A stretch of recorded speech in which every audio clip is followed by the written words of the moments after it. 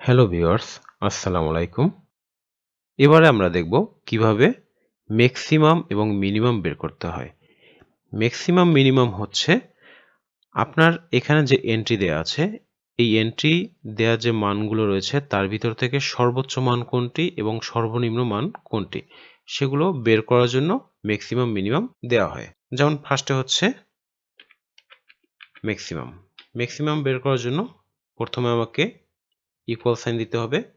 দেন formula হচ্ছে max, যখনই max লিখবেন নিচে চলে আসবে, এটাতে ডাবল ক্লিক করার পরে আমাকে নিচে শো করে দিয়েছে ম্যাক্সিমাম নাম্বার 1, নাম্বার 2। এখানে যা রয়েছে তার ভিতর থেকে ম্যাক্সিমামটা বের করতে চাচ্ছি, এজন্য এখানে যা রয়েছে সব সিলেক্ট করে দিব। সব সিলেক্ট করে দেওয়ার পর ব্র্যাকেটটা ক্লোজ করে দিব, দেন এন্টার। এর ভিতর সর্বোচ্চ হয়েছে 90। আমি এখানে কোথাও একটু চেঞ্জ করে নিই, যেমন এখানে ছিল 90 ছিল সর্বোচ্চ, আমি এখন চেঞ্জ করে 70 যেটা ছিল এখানে আমি 110 দিয়ে দিচ্ছি। 110 যখন দিয়ে এটা চেঞ্জ করে দিলাম তখন দেখেন অটোমেটিক্যালি ম্যাক্সিমাম 110 হয়ে গিয়েছে।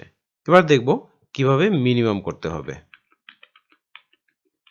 মিনিমাম হচ্ছে সর্বনিম্ন। এখানে সর্বনিম্ন রয়েছে কত? সর্বনিম্ন রয়েছে যেটা, এটা দেখার জন্য আমাকে প্রথমে ইকুয়াল সাইন, দেন মিনিমামের ফর্মুলা হচ্ছে min, এটাতে ডাবল ক্লিক অথবা কিবোর্ড থেকে ট্যাব বাটন প্রেস। এরপরে আমি এর ভিতর থেকে মিনিমাম চাচ্ছি, সম্পূর্ণ সিলেক্ট করব, করার পরে ব্র্যাকেট ক্লোজ, এন্টার।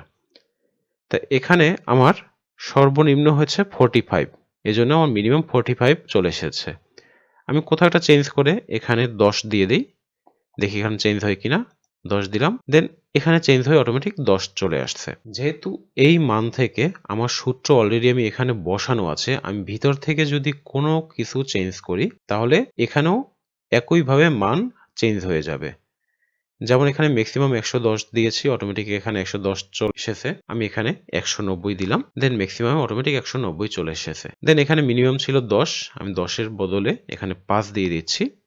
দেখুন অটোমেটিক্যালি আমার মিনিমাম 5 চলে এসেছে। তো ঠিক এভাবেই আপনারা ম্যাক্সিমাম এবং মিনিমাম বের করতে পারবেন। এবারে আমরা এভারেজটা দেখে নিই। এভারেজ হচ্ছে সংখ্যা সমূহের গড় নির্ণয় করা হয়। এভারেজ বের করার জন্য এভারেজ কমান্ডটি ব্যবহার করা হয়ে থাকে। যেমন এখানে যা রয়েছে তার টোটাল এভারেজ যদি বের করতে চাই, প্রথম সমান সমান দেন এভারেজ লিখব। যখনই এভারেজ লিখব অটোমেটিক্যালি আমার ফর্মুলাটি উপরে চলে আসবে। হয়তো আপনি এখানে ডাবল ক্লিক করবেন অথবা কিবোর্ডের ট্যাব বাটন প্রেস করবেন। ট্যাব বাটনটা কিবোর্ডের বাম পাশে দেখবেন, প্রথমে রয়েছে শিফট, দেন ক্যাপস লক, তার উপরে দেখবেন TAB ট্যাব বাটন রয়েছে, এখানে প্রেস করলেও হবে। তো এখানে ট্যাব বাটন প্রেস করা হলো, দেন হচ্ছে এগুলো সব সিলেক্ট করব। সিলেক্ট করার পরে ব্র্যাকেটটা ক্লোজ করে দিয়ে এন্টার। যখন এন্টার করব এখানে যা রয়েছে তার টোটাল অ্যাভারেজ হচ্ছে 77.5। এখানে অ্যাভারেজ সংখ্যা রয়েছে 77.5। এরপরে আমরা দেখব কাউন্ট। কাউন্ট হচ্ছে কাউন্টের মাধ্যমে রেঞ্জের ভিতর মোট কতটি সংখ্যা রয়েছে তা জানার জন্য কাউন্ট ব্যবহার করা হয়ে থাকে।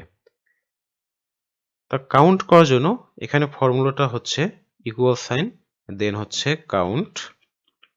কাউন্ট লেখার পর অটোমেটিক এখানে চলে আসবে, ট্যাব বাটন প্রেস করলাম, দেন এখানে সবগুলো সিলেক্ট করে ব্র্যাকেট ক্লোজ, এরপরে এন্টার। তা এখানে টোটাল আমার এন্ট্রি দেয়া আছে 6টি, তাই এখানে টোটাল 6 চলে এসেছে। দেন এখানে যদি আমি এন্ট্রিটা একটু বাড়িয়ে দেই, যেমন এই পর্যন্ত দিলাম, যেমন এখানে ফার্স্টে ক্লিক করতে হবে, ক্লিক করার পরে আমার এখানে A6 এর বদলে, যেমন A6 পর্যন্ত রয়েছে, আমি A8 পর্যন্ত দিয়ে এন্টার দিলাম, তাও 6 আমার এখানে। এখন 7 নম্বরে আমি কোনো একটি হালকা একটি এন্ট্রি দেই, দেখুন ওখানে অটোমেটিক্যালি 7 চলে এসেছে। দেন 8 নম্বরে আরেকটা এন্ট্রি দেই, এখন কাউন্টে দেখেন ওখানে অটোমেটিক্যালি 8 চলে এসেছে। তা আমি যদি এখানে আরো ঘর বাড়িয়ে দিতাম, পরে যদি কোনো এন্ট্রি আসতো কাউন্টে অটোমেটিক্যালি শো করতো যে কয়টি সংখ্যা এখানে রয়েছে, মানে কয়টি ঘর এন্ট্রি দেওয়া রয়েছে, সেগুলো সে কাউন্ট করে বের করতে পারবে। এই ছিল ম্যাক্সিমাম, মিনিমাম, এভারেজ, কাউন্ট। ধন্যবাদ সবাইকে। আসসালামু আলাইকুম।